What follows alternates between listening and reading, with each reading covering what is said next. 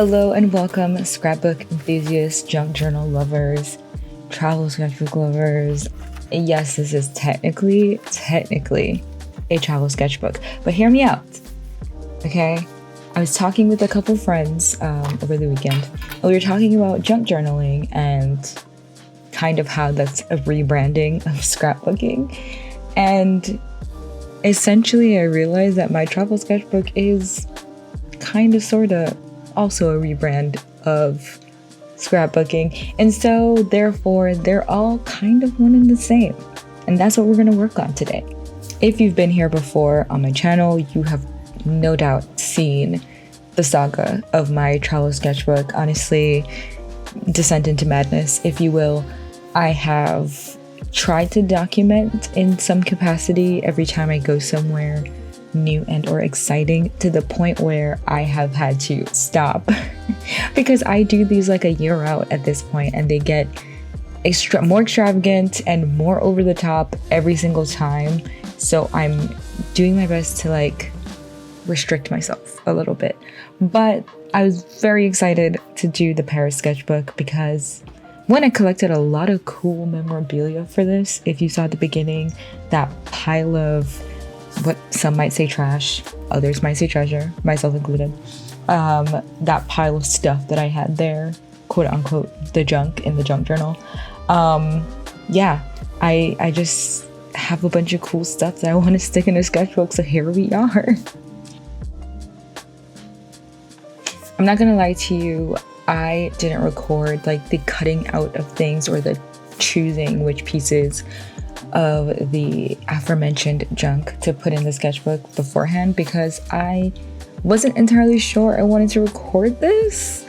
I don't know, I feel like I maybe over rely on my sketchbook to do a video sometimes. And I mean, the reason being is that this is a consistent piece of art that I do. I'm always like coming back to this as a wind down type of activity when I just want to draw something but not anything over indulgent or big, or you know what I mean, like it's a simple wind down type of activity. And I wasn't sure if I should, here we go again, doing another travel sketchbook, but it was fun. What can I say? And it's my channel, so I guess I do what I want. So this page is a little maybe light on the ephemera. One of the things that I try to do when I'm making a spread is I try to think about, essentially want to make sure that I'm drawing a lot on the page. It's not just a collage. I do have a couple collage pages in previous travel sketchbooks, which are fun, and it's a great way to like use up a lot more of the material that I have. But with the main spreads, I'm trying to document a day in whatever time period it was that I went somewhere.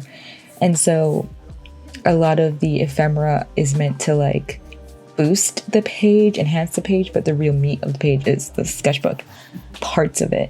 So here I'm documenting kind of a portion of day one of my trip to Paris, which involved going to Le Jardin de Luxembourg and Shakespeare & Company, in addition to like getting a really good Greek pita and my hotel keys.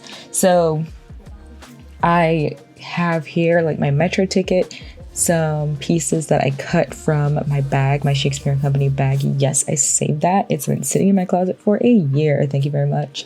And also the business card for the hotel that I stayed in.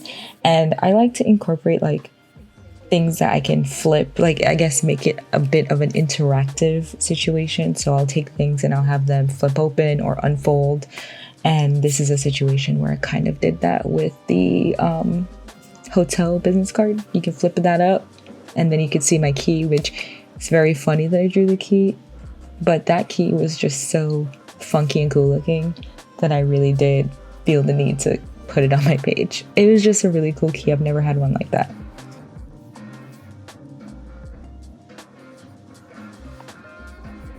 I have also been messing around a lot more with multimedia. When I first did this, it was pretty much just watercolor, pen and ink. And now I've been playing around with doing markers and Neocolor crayons and colored pencils and all sorts of stuff.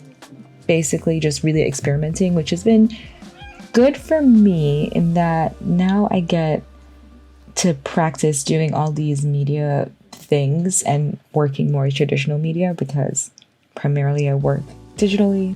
So I feel like it's a good way for me to get comfortable using all of these materials that I have on deck that I don't normally mess around with.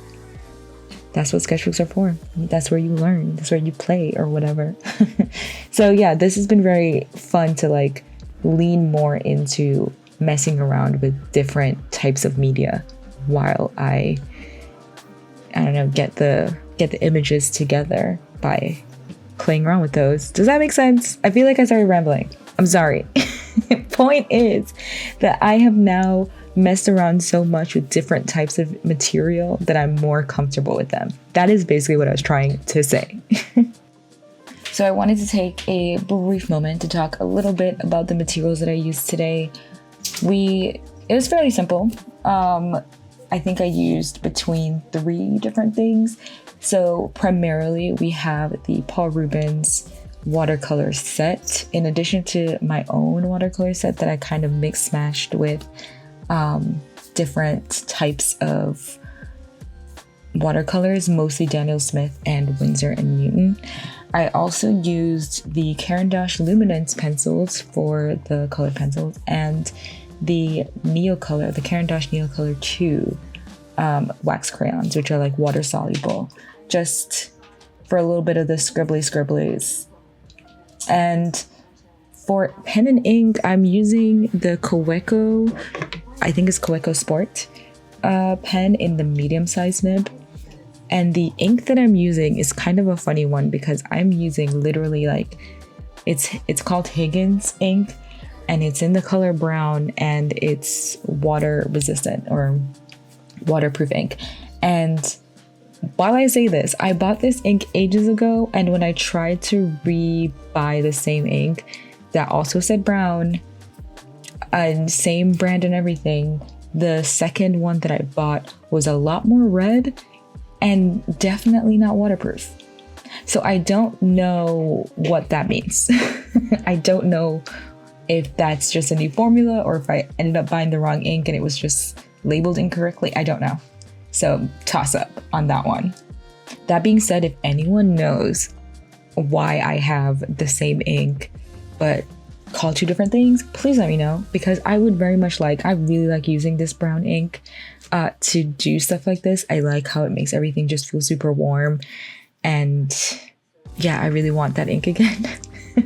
And I would like to use it in a waterproof sense and not in a reddish brown color. I would like it in like a proper brown. So if you know something, please tell me.